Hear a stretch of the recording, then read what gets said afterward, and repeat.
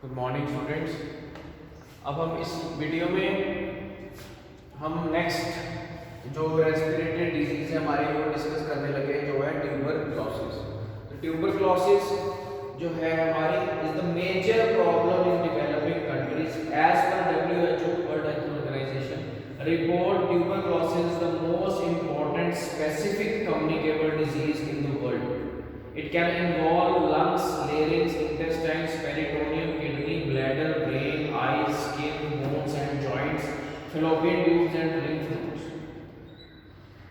Predisposing factors में क्या है आपका factors those lower resistant like malnutrition, overcrowded houses, poverty, alcoholism, drug addiction, corticosteroid therapy and certain occupations, HIV infection, use of immunoresistant.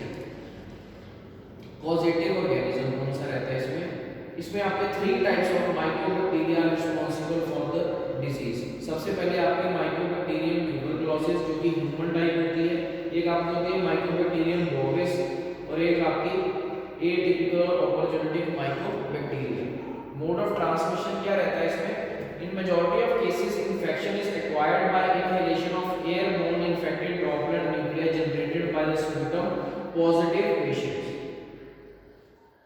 To transmit infection, the particles must be fresh enough to carry a viable organism. It is not transmitted by vomits and other articles used by the patient. Incubation period क्या रहेगा? It varies from week, months to years depending upon the dose of infection. Symptoms क्या रहेंगे इसमें? Tiredness रहेगा, loss of appetite, loss of weight, anemia, evening rise of temperature, sweating especially during sleep. Other symptoms depend upon the local environment, that is cough with expectoration and sputum is thick and mucopurulent, dyspnea in lungs and environment. Investigation हम इसमें कैसे कर सकते हैं कि TB हुआ पड़ा है, कैसे उसको इन्वेस्टिगेट किया जा सकता है, कैसे डायग्नोस किया जा सकता है इसको.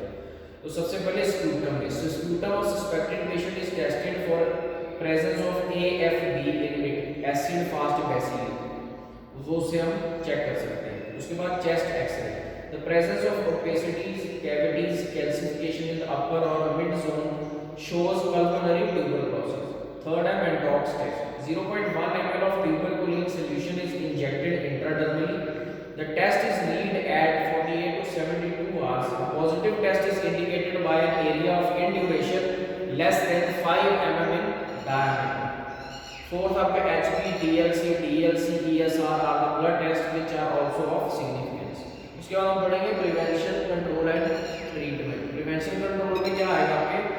Environmental factors must be improved. Example, good nutrition diet, well ventilated houses, avoidance of alcohol and smoking, unhealthy occupation, not to be located near the residential area. Isolation of the active pulmonary tubercular patient, जो patient आपका positive है tubercular patient, उसको हमने isolate कर देना है. उसके बाद हमने देनी है BCG वैक्सीन. BCG वैक्सीन जो है हमारी मेनली टीबी के लिए दी जाती है. This is carried out by the administration of freeze dried vaccine reconstituted at the time of use by the intradermal route. 0.1 ml इसकी डोज दी जाती है. It is mostly injected in the first month of the life, but it can be given up to the age of 15 years. It has reduced considerably the incidence of tubercular meningitis in children. Periodical health checkup should be done. Treatment क्या देते हैं? Chemotherapy of tuberculosis includes the most commonly used 5 drugs. 5 drugs जो commonly use की जाती है इसकी chemotherapy में. These drugs are given in the different regimen according to the requirement. जो सबसे पहले हमारी होती है 6 months regimen.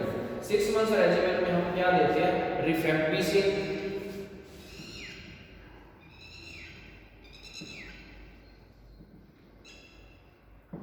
सबसे पहले हम देते हैं रिफेम्पिसिन. उसके बाद हम देते हैं आइसोनियासिड,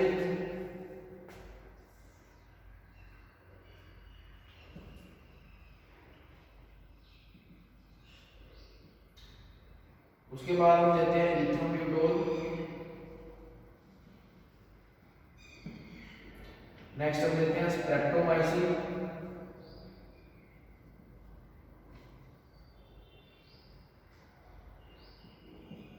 और लास्ट हम देते हैं पायराजिनामाइड। ये आपकी थी 6 मंथ्स रेजिमेंट के लिए। नेक्स्ट हम होते हैं 9 months regiment.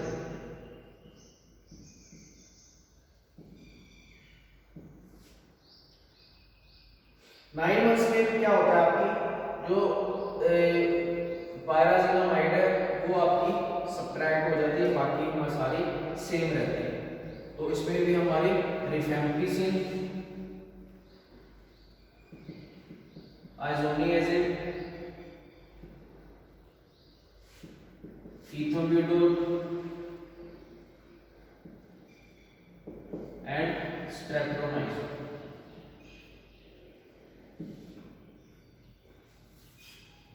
For first 2 months and later rifampicin and Isomax for last 7 months। ये पहले 2 मंथ्स में ये 4 दी जाती हैं और उसके बाद लेटर रिफैम्पिसिन एंड आइसोमैक्स जो है वो लास्ट 7 मंथ्स में दी जाती है। ठीक है, तो ये थी हमारी ट्यूबरक्लोसिस। नेक्स्ट हमारे पास है measles. Mostly children suffers from this disease between the age of 3 to 5 years। इसमें एज हमारी क्या रहती है 3 to 5 years। उसके बाद हमारे पास रहता है and those who have escaped may be attacked even in the later life. अगर ये यहाँ पे उनको 3 to 5 years के अंदर नहीं होता तो ये मे बी फर्दर ये लेटर लाइफ में भी ये अटैक कर सकता है। Infants during first 6 months of life don't suffer from measles because of transferred passive immunity of the mother से जो भी इम्यूनिटी पैसिव इम्यूनिटी जो इनको प्रोवाइड होती है यहाँ से इनको ये जो फर्स्ट 6 मंथ्स तक इनको ये डिजीज नहीं होती। उसके बाद हमारे पास पॉजिटिव ऑर्गेनिज्म। इसमें आपका पहला microvirus commonly known as rubella virus, जो इसका पॉजिटिव ऑर्गेनिज्म है वो आपका रूबेला वायरस, जो आपका पहला माइक्रोवायरस है, is the causative organism of the measles. The virus can't survive outside the human body but retains infectively when restored at sub-zero temperature. Mode of transmission क्या रहता है? It is highly infectious disease. It's spread by direct contact from person to person, mainly by droplet infection or the droplet nuclei produced by the coughing and sneezing. The portal of entry is the respiratory tract. उसके बाद incubation period इसका रहता है 8 to 14 days. 8 to 14 days इसका incubation period होता है। उसके बाद हमारे पास क्लिनिकल फीचर्स हैं, तो इसमें आपके fever, running nose, hoarseness of voice, watering of eyes, cough, appearance of red spot in mouth. उसके बाद after 3 to 4 days of the first stage, red macular rash first seen at the back of the ears and forehead along hairline.